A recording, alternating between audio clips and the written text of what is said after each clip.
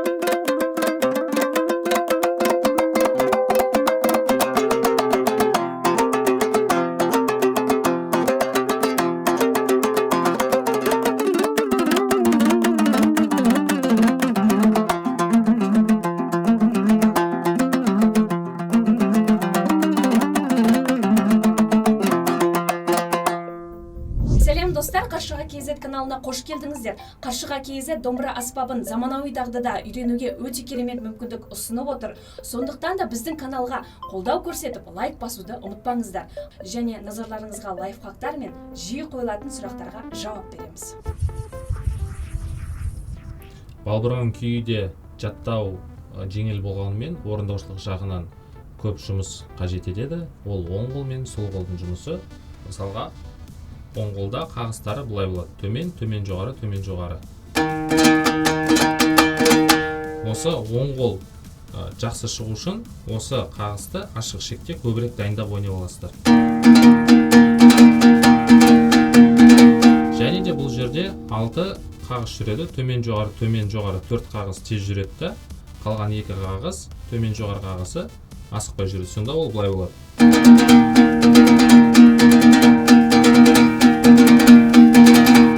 Жалпы балбырауын күйі анық, таза шығу үшін және екі қолда бірдей жұмыс істеу үшін бұл күйді де көбірек сіздер асықпай ойнайсыздар. Мысалға, орта жылдамдықта.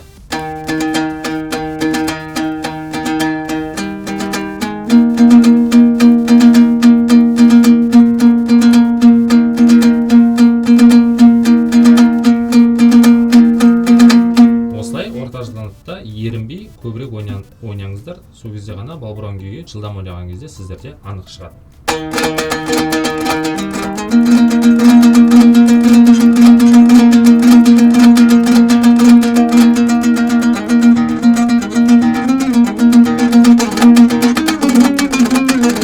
Осы переходтарды да жақсы шығу үшін көбірек асықпай ойнайсыздар.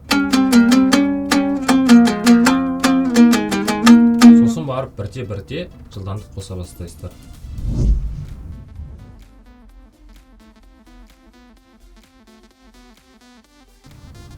Домбыраны үйрену үшін ең бастысы ол домбыраны ұстап білу керек.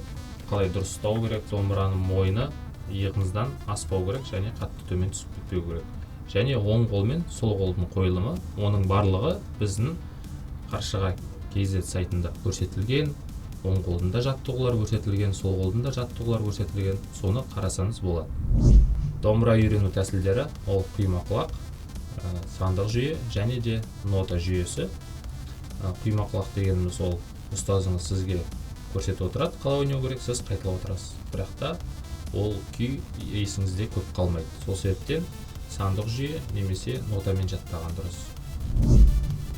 Мүлдем домбыра ұстамасаңыз, бізде Қаршыға KZ сайтымызда барлығы көрсетілген. Домбыраны қалай ұстау керек, қалай ойнау керек. Сол себептен біздің сайтқа кіріп, біздің сабақтарды сатып алып, үйренсеңіз болады. Бәрі бірте-бірте деңгей-деңгеймен көрсетілген. Соны оқысаңыз болады.